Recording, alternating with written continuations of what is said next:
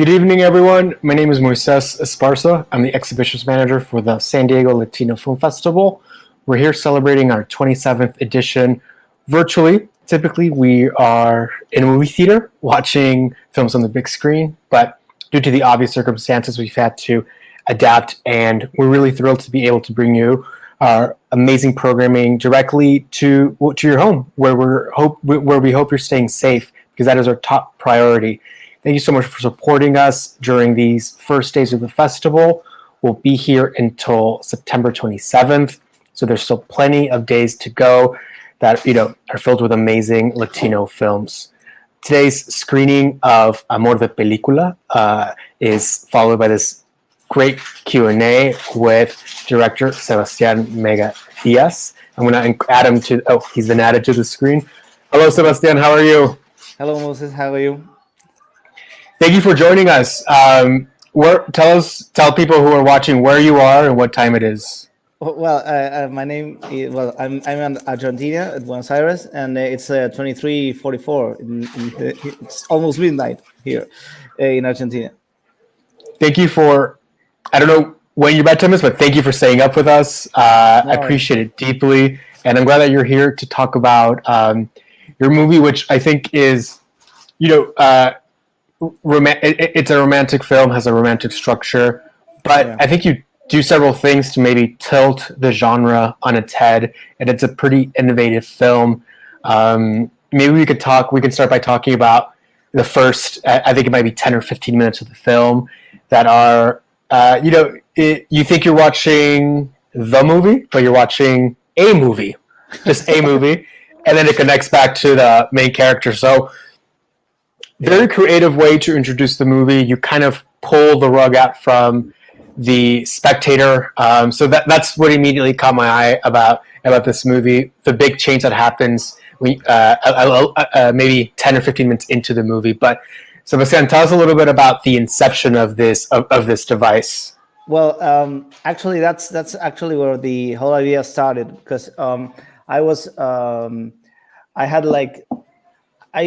like very much watching romantic comedies. That's something I enjoy very much watching with my wife, and so we watched a lot. And the funny thing happened when watching the idea actually appeared to me when that feeling you get when you finish watching a movie at home, and there's this world that has been created within you, and then suddenly disappears, and it's another thing. And there's always this I have always been interested in the meta language, this meta thing of this film within film, and the idea appeared as both conceptual, because one of the things I thought I had to say, there's certain levels of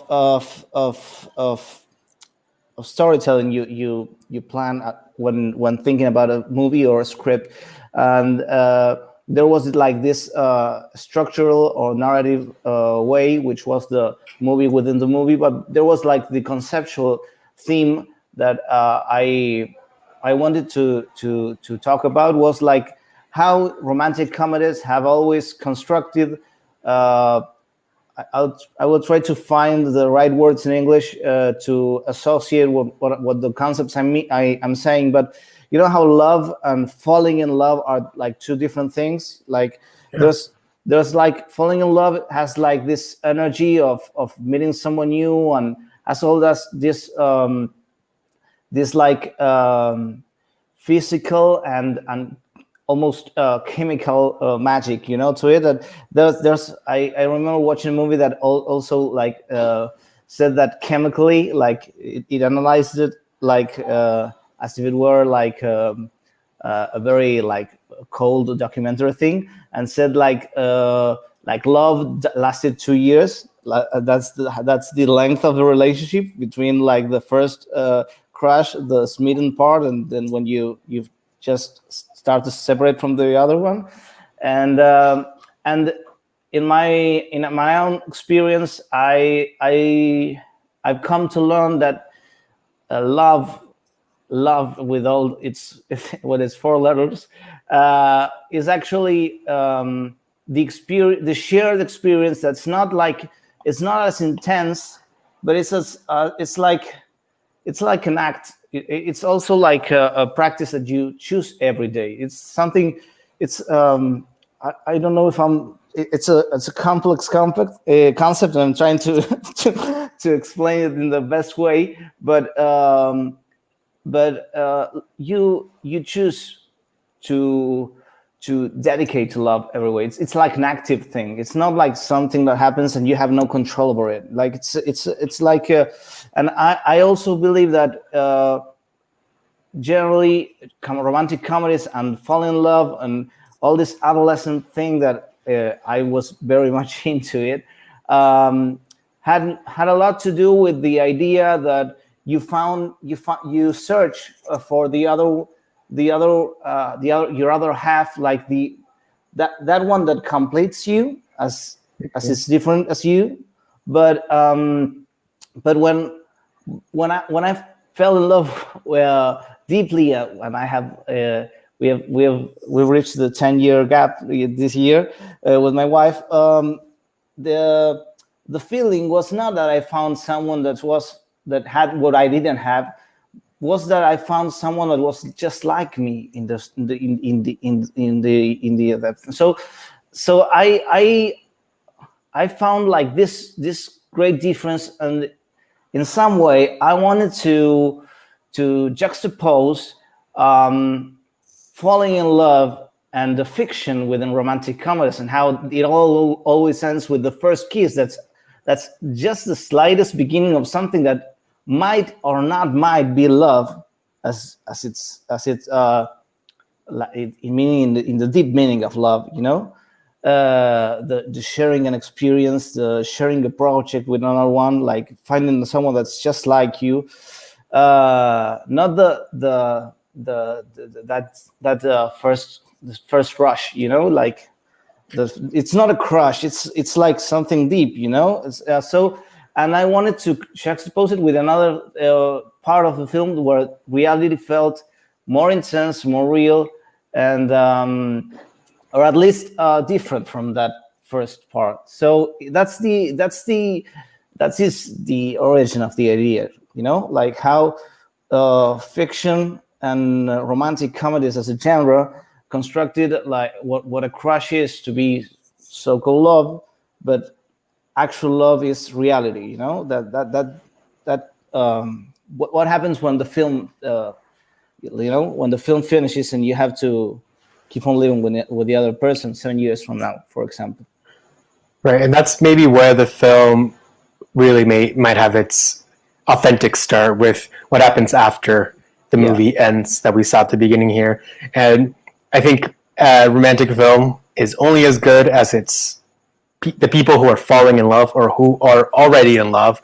And you have Nicolas Furtado and Natalie Perez, who are your leads, and the chemistry they have between each other is really magical. So I'm wondering I wonder how the casting process was like, and how you went about finding these two amazing leads that, you know, they are able to convey the thrill of like that first meeting, and then but also like this lived in kind of weighed down state that you get in maybe after the initial rush fades away. Totally. The thing was, I very much wanted to work with Nicolas since he had done the first season of El Marginal. I don't know how if it's translated in English, if you've ever seen it, but he plays a character of a very of an inmate within a cell, and he had like a very elaborate transformation of his face and look, and he used like teeth, and there was like I could see in his performance that he went a long length to build a very unique character that opposed to everything he had done before. And I really like connected with that idea, so I really want to work like with him. The film had this idea originally where there were like two characters, actually, because you have like the fiction and the reality. So the idea that he would be like versatile for this, I really like that. But especially the first rush was about wanting to work with him, and with Natalie Perez happened almost the same. She had not done any film yet.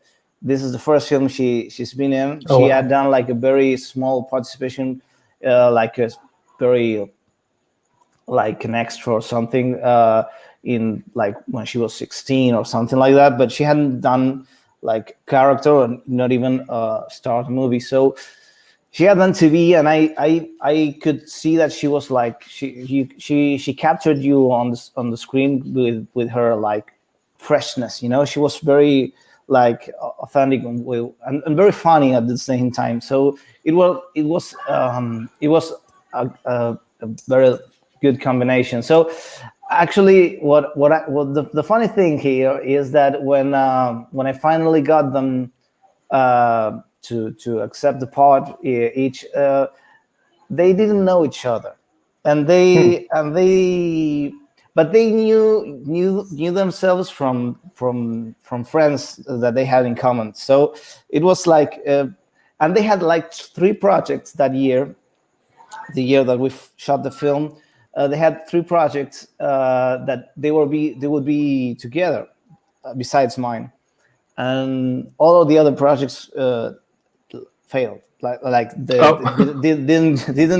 Didn't happen, actually, because there was like there was some sort of crisis here at the Institute of the Cinema, and a lot of movies that were about to be or planned to be made didn't get made, and oh my God. And mine was the only one that actually did, and that was like, well, it had to be a bit like predestined. And there was the other thing that was very funny about them is that on the first time we met, all 3 together, they came like in matching colors. She had like this she had this black top with a light blue trousers, and he had like a black sheen and the t-shirt that was the same color as her trousers. They were like in composite, and that was very funny. And the thing is that when we started rehearsing, we focused right down to the concept that we had to make them feel real, and they had to be physically real. So there was like a lot of exercise and play around connecting them, and I didn't doubt that they could perform these first fresh 2 unknowns meeting in a bar and a thing, you know. But I thought that the most challenging part would be like make a believable couple that had been 7 years together, with all the physical thing that happens in a couple when you're 7 years in living together, because you have like a physical relationship, you know, like you touch each other. There's no boundaries as when you don't know each other, when there's like this tension. It's like all, and we had to work on that.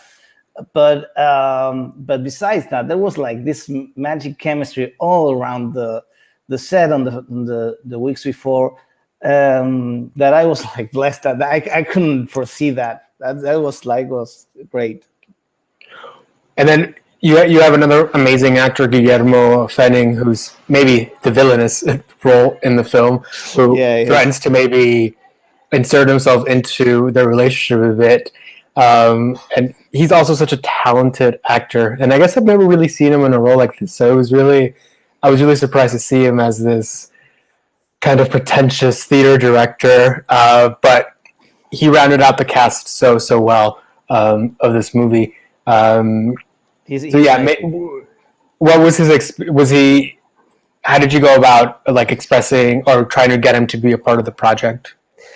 Well, it was a bit funny. I have to admit to a funny story within the film that actually his character appeared like very short time before the production of the film, because the film we like with a very short period of time we decided to make a script revision and change a few things. We even like lighten up the first part, which originally was longer, and the second part we try to. It would be like a romantic comedy facing like a Linklater Before Midnight drama. Okay, it was very tragic. So we wanted to lighten this up and shorten this. So that's like the original. And in the middle of this, the second part evolved into a more classical romantic comedy, and step away from the drama, and it still has a bit of drama, but it has it's way less than it had originally. But we called Guillermo. Actually, I remember like going to meet him the first time in a cafe, and this was the funny thing. He was like so open, so funny. He had already an idea of the character, and he had the script open, had a lot of notes. We talked. we started like we had a blast talking about how we could like make the character more funny. There was this idea that was like he captured on the fight right away about. It had to be fun, his character was just so mean that it had to be fun.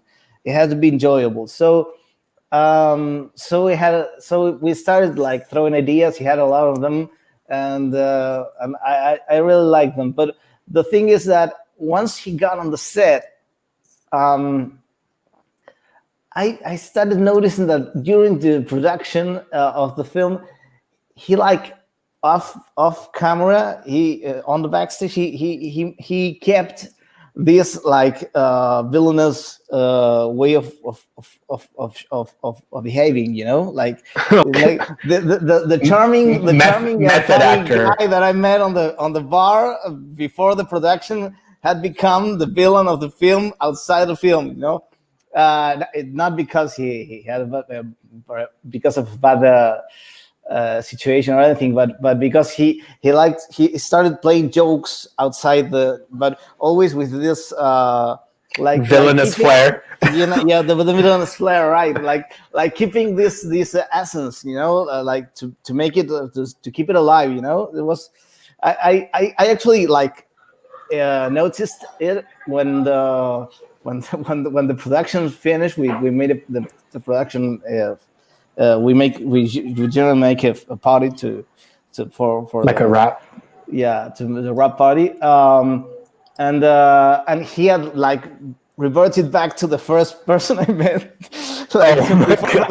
So he was all funny and he had changed again. So, and I thought, of course, like he was like in the mood of the character. He was like keeping it inside of him, right? It was very funny. He's amazing, and I actually loved everything.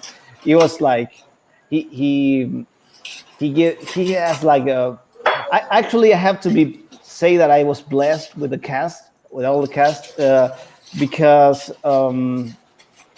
you know you go after truth when you go with actors, and freshness, and I found every one of them there, right? Like throwing it all as truthful as they could, and even when they were playing this kind of game, as I was saying of Guillermo, like being all villainous and everything. He had like this thing where there was like something very very fun about it, you know, like it felt alive, you know, and that was like I enjoyed every minute I watched through the screen. I cannot say anything else. Thank you for sharing with us those experiences on set with the actors. Just to remind everyone who's listening and watching, if you have a question for Sebastián, please type it out, and then I'll throw it on screen. Or if you have a general comment, here's one from Ethan. Thank you, Sebastián, for your great film. Thank you. So anything you have to say to Sebastián, type it out. Questions, comments are all welcome. And then, you know, we'll make sure that Sebastián gets them so that he can ask them. Sebastián, you mentioned a little bit about the not so lighthearted moments in your film, which you said you struck kind of a balance between the levity and heaviness. But I think that heaviness is so maybe integral to the importance of the film, and that it's really an exploration and perhaps a fear of unfulfilled potential, whether it's artistic or as a partner. And we certainly see that a little bit with Martin, who is maybe stuck, maybe being not the kind of artist he wants to be. I think he works in a diaper. He's like in a diaper commercial. Yeah, he's shooting the diaper commercials. Yeah, he's shooting a diaper commercial, and then his partner is she's becoming an established actress. So there's like this like discrepancy in success that may I guess chip away at relationships and unfulfilled potential. So I guess why did you elect to make this maybe part of the conflict?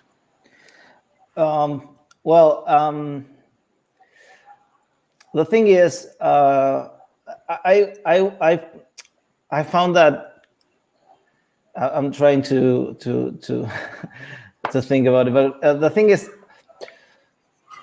I think that there are like two types of projects. You know, it's like the personal project and the family project, to say something. When you're in a couple and you're like planning a family in a way, like there's like the family planning, you know, like the family project and the personal project. So this was a way to take something that was already given in the film, that was like he was a director, he had acted in his own movie, but he was the one who wrote it and the one who directed it, and she was a star. She had like grown a lot, and I was interested a bit in this place, because some of the things that happened or things I could relate with all the,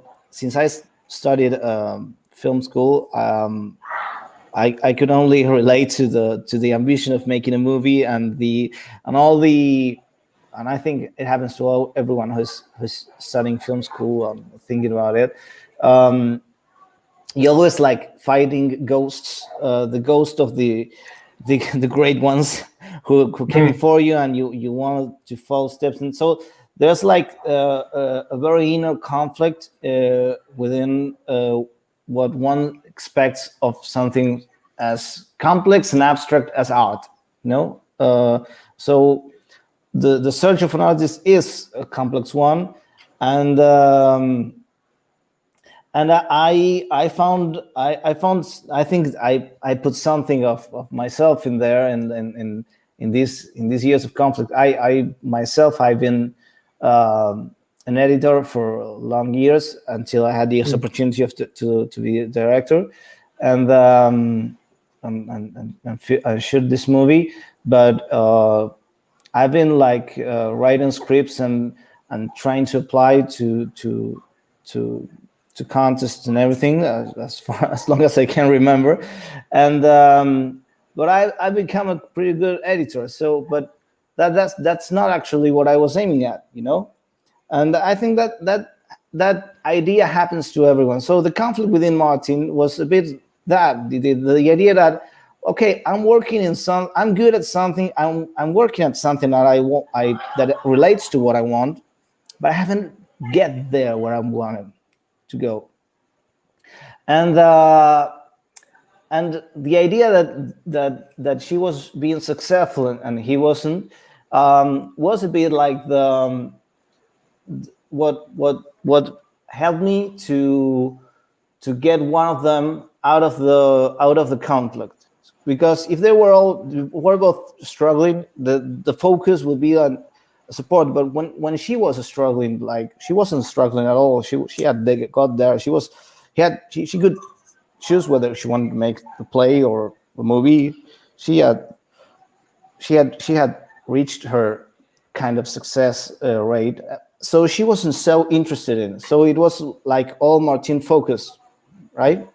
And I need one of them also to because it generally happens in a couple that one can be like lost in the way, but the other one sees, hey, we are drifting apart.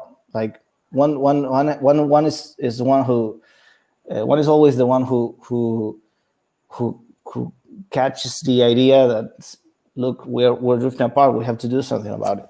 And I think that's her. And I think that's actually what happened. But it actually started with a small idea, and then became something more complex. And I think it's interesting because we have heard and we know a lot of famous artist couples who have this kind of conflicts, and it's very interesting. I recently saw a film that from Netflix. It's called The Wife. You know, about it's Glenn Close. She's like the wife of I don't know, An author. An author who wins the Nobel Prize, and the idea that she wasn't a writer originally, but I don't want to give away the plot, but there was like this. It's the Latin conflict between within a couple, where there's a family, there's love, but there's also like this idea of competition within both of them. So I thought it was an interesting approach. I especially wanted to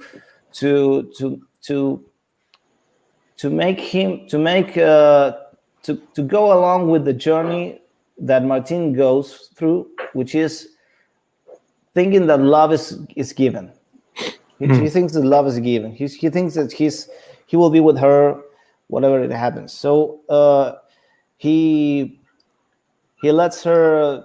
He listens. I mean, he stops paying attention. You know, there was like this concept that I heard when I was making a bit of research about the whole idea.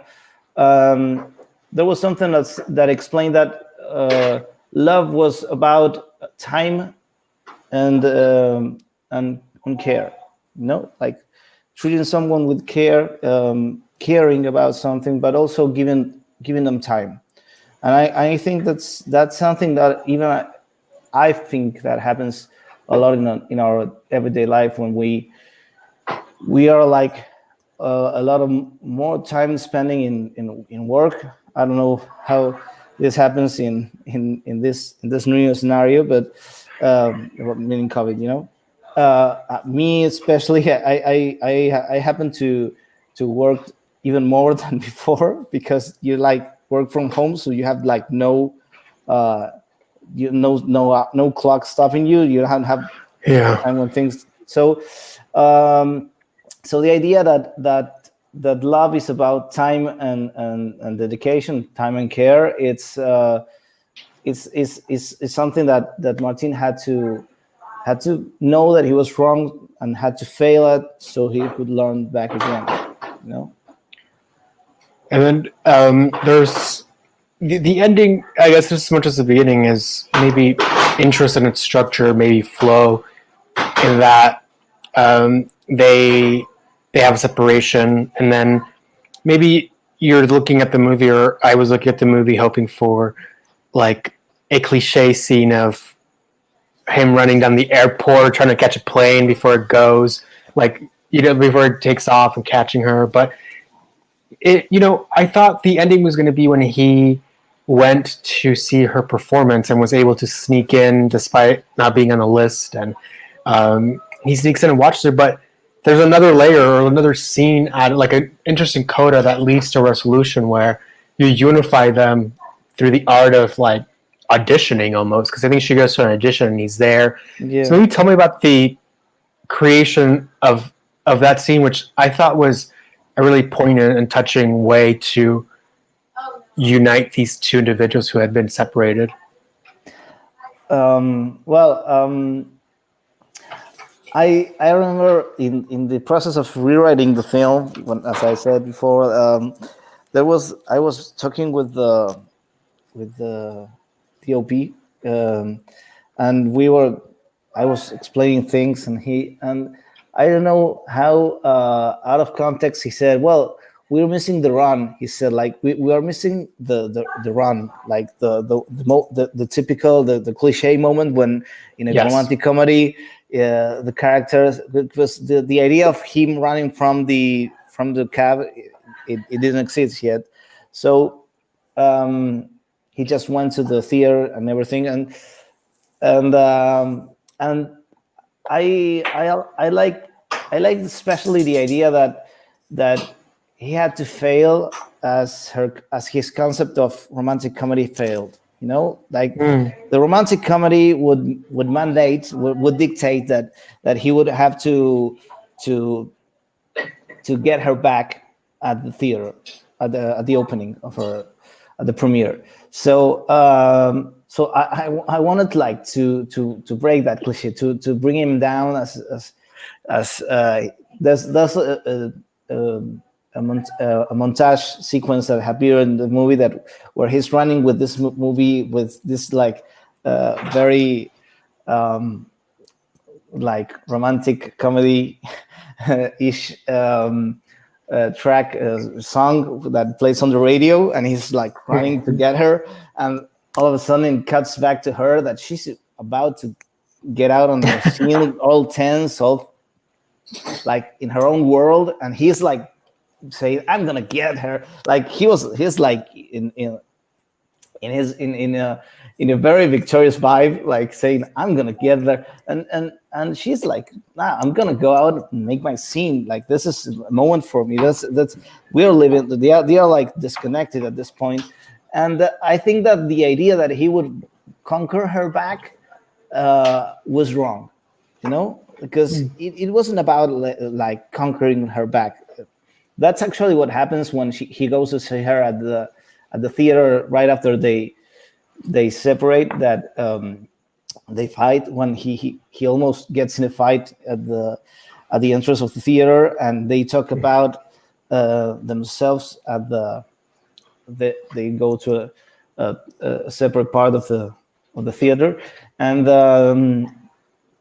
he says, like, "I miss you, I can't live without you," and he has all those things that I think we must all have said once at least, and but she's about like, you're not getting it, like you're not understanding what I'm telling you. So this goes deeper. Like you have to understand why I left to get me to come back, and that's where the idea of the casting and the first glance, love at first sight happened within the casting, when she goes to audition and he remembers that audition, he finds the cassette and all that, and I want to make a match at it, because I like the idea that she was conceptually solid all the way, as she was like in the first time they saw each other, like 7 or 8 years ago. She had her idea clear about love. The love is about going together, about sharing, about sharing a path and respecting each other, and that triggered him. That was like something that I really liked. And then the other idea that I liked about it was that at the end, we had a lot of talk about this when we were making the script. But the idea that she had gone fooled to an audition that was fake for him to win her back and all that. But on the other hand, it also was the way he got her to listen, that what he had to say about having realized what was wrong, having understood what she had to say, and getting her to come back, not only because she was because he missed her or anything, but because he understood, and he had learned, he had learned. That was about it.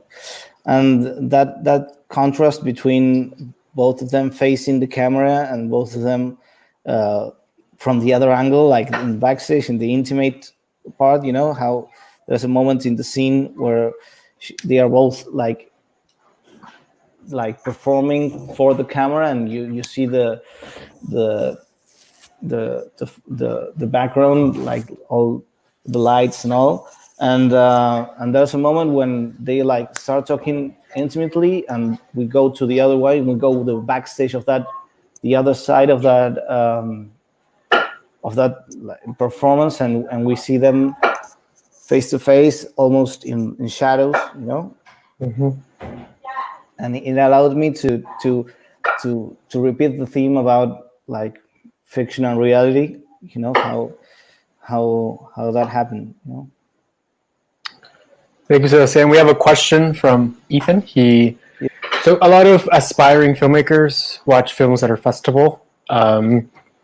You obviously said you have a lot of experience as an editor, so maybe you might have quite a lot to say about this. What are some tips for young and emerging filmmakers in different maybe aspects of filmmaking, whether it's as a director or as an editor? Well, I'm also a professor at the University of Cinema here in Buenos Aires, and I have to say a few things, not a lot, but I don't know anything, but no truth, but I have my experience at least to say. But also I'm very fond of watching like directors' interviews and hearing what they have to say about it. So I make a mix about it. The first thing that I have to say is that the first thing you can do is like team up. Like the thing I inspire most of my students is to create bonds, create teams around in order to produce things. One thing that once helped me was the idea that I once saw an interview to Kurosawa. So they asked the same question, and he answered something obviously better than me. But he said they have to write. They have to sit down and write. They have to endure the process of writing a script, because it's difficult. It's long. But especially because when you have a script, you have something. The day that someone knocks your door with the opportunity to make a movie, you'll have a script to show. So the idea that actually encouraged me a lot to see through the process of writing, because I've written a lot of scripts, but it's every time it's like a new challenge, and the other thing is that since I started at school, film school, I mean, I in different ways, I always try to go creating the team that would allow me to keep on making films, making whatever I could. Like I shot a web series before the Big Lock Picture. I had shot like 1,000 short films, all bad before that, but it was practice all the same, and it strengthened me in a way that the day that I had to direct my first feature, I had the tools to go ahead and do it, and because on the other side, all of my jobs that I have been working more than 10 years in the film industry, whether in TV, commercial, or films, generally independent films. All of those opportunities came through a friend who I met working. So I edited the reel for the director that led me to the production company where we ended up. They ended up making a film that I edited and was my first feature as an editor. And then and one of my students, a few years, one of my first students actually shot a movie 2 years after and called me to edit it. And then I through another friend, I started working at commercials, and it all connects, all links, and it's all about connecting with people and making teams about it. That's actually my experience, but I think there's also a big part in go ahead, make a movie, go ahead, make a short film, make a web series, show the world what you can do, and make team up, may construct the work teams to go ahead and try to create, to bring to reality everything that you're dreaming of. I think that's about it. Thank you, Sebastián, for that answer. And we've reached the cap of the duration for this Q&A. Thank you so much for your time. So Sebastián will be here with us again next Sunday following the second screening of AMOR de Película. If you are tuning in, listening to us, listening to this conversation, please let people know not only about our film festival, but about AMOR de Película in particular. Next Sunday, I'm looking up the time because it'll play at 7:45. So Sam will have to stay up a little bit later than today to join us. I know. But it'll be it's the last day of the festival and the last screening. So watch AMOR de Película, join Sebastián and myself for a Q&A, and then we'll celebrate that we reached another end of the festival, this wonderful festival. Sebastián, thank you so much. Thank you for the conversation, and I'll see you very soon. Thank you. See you soon. See ya. Bye-bye. Bye.